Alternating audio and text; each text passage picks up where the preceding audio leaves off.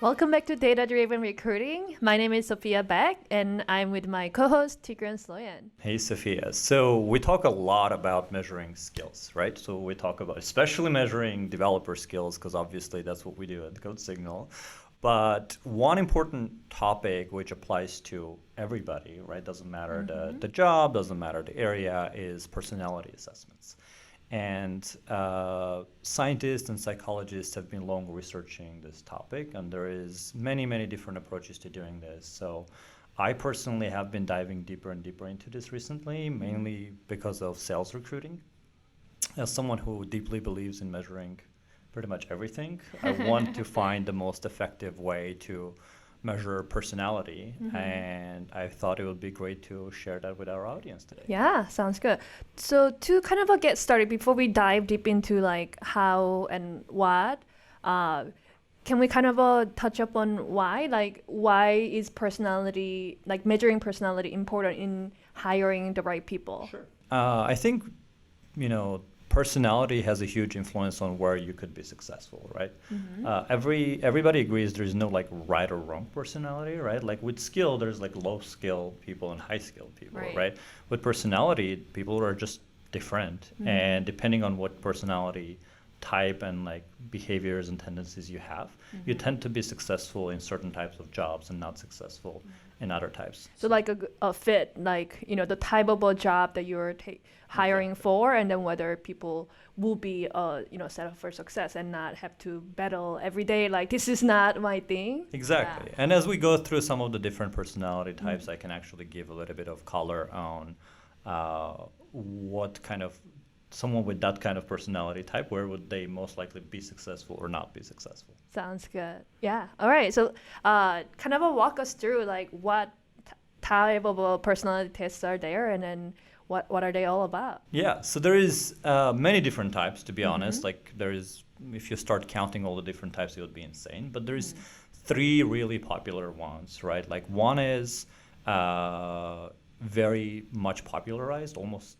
like everybody knows it. I've seen people be like, are you an INTJ or INTP, right? This is the well-known Myers-Briggs type personality test, which most psychologists don't like because there is no scientific sort of proof to it or research behind that, like the Myers-Briggs is correct.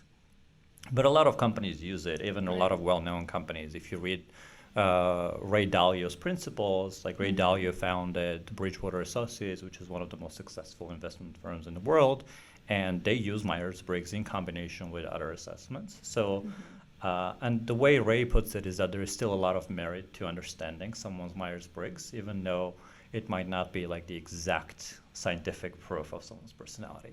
So what's Myers-Briggs, right? It's got 5 components to it, and the 5 components are extroversion versus introversion. So people who tend to like spending time with others, and they get energy from like hanging out with others, and introverts who tend to be more like more silo activities and things like that. So to give a job-related example, I think engineers tend to be a lot more introverts because being an engineer means a lot of the times you and your computer and not really interacting with others. Whereas salespeople tend to be more on their extroverted side because it involves a lot talking to others. And if you don't naturally enjoy or get energy from doing that, it's very exhausting to be constantly interfacing. The next dimension of Myers-Briggs is sensing versus intuition. This is where people who make decisions more based on their intuition versus kind of like sort of objective decision making versus more on like, here's how I'm like feeling about certain aspects. And then next one is like thinking versus feeling. So there's basically, they use the first letters of each of these to like denote your personality type. So when you say like I am an ISTJ, that means you're introverted, sensing, thinking, judging. So that's the combination. But thinking versus feeling is someone where, they make a lot of their decisions based on taking other people's feelings into account. So that's like the feeling type versus the thinking type. It's more like, what's the objective kind of reasoning here? Like, tell me the numbers, I'll figure out what to do with this group of people. Whereas, like, how is that going to impact somebody else? That's kind of the thinking versus feeling. And then judging versus perceiving is the idea of, like, do you tend to make plans? Do you tend to have, like, really elaborate plans? And are you always prepared? Or do you kind of, like, get in there and figure it out on the spot? So I know I'm more the judging, I'm more the perceiving type who kind of like figure it out on the spot. But I know a lot of people actually tend to like working with people who are more judging, who like to make clear plans and have everything prepared and buttoned up instead of, figuring it out on the spot. Exactly. So how is Ocean different from Myers-Briggs? Like, what are the pros and cons of different method that? Ocean is the one that psychologists accept as the more scientifically correct one. And Ocean stands for the 5 personality dimensions that psychologists believe that every human is born with, right? So you're kind of born with tendencies to be higher or lower on these 5 areas. The 5 areas being, and Ocean stands for, it's an acronym for like the first letters of each one, right? So it's openness, conscientiousness, extroversion, agreeableness, and neuroticism. I'll explain. I think some of them make sense, others don't make sense. So openness is this idea of like being open to new experiences, being open to like trying out a bunch of stuff. Conscientiousness is it's actually very similar to like judging versus perceiving. So those who are like very conscientious, they always like to be prepared. They always like to be on time. They never like to kind of wing it, right? Extroversion, we talked about it, is the extrovert-introvert idea. So that one at least overlaps with Myers-Briggs. Agreeableness doesn't actually overlap at all with Myers-Briggs, but I found to be like a very key personality attribute. And agreeableness is the concept of some people tend to be like easier to sort of convince in something than others, like the ones who like to debate all the time and they don't like to agree with others, versus those who are a lot more easygoing when it comes to making an argument. Again, no good or bad version of this. I can see that people who are more agreeable could be like better team players in terms of like when you have to work a lot in a team environment, if you argue a lot, it could tend to turn into a problematic situation. But on the other hand, those who are not very agreeable could also make better members of, let's say, a leadership team where debate is like so important, because like the more you debate, the better decisions you make together. And then finally, neuroticism, better word for that, even though N is what the psychologists use, better word for that is something like tolerance to stress. So like, do you have mood swings, right? Do you kind of easily go from like being super happy to super sad, or are you able to more or less maintain a level of calmness about like whatever is happening? Kind of like fires are burning, can you just say this is fine and sit there, or do you freak out between the two?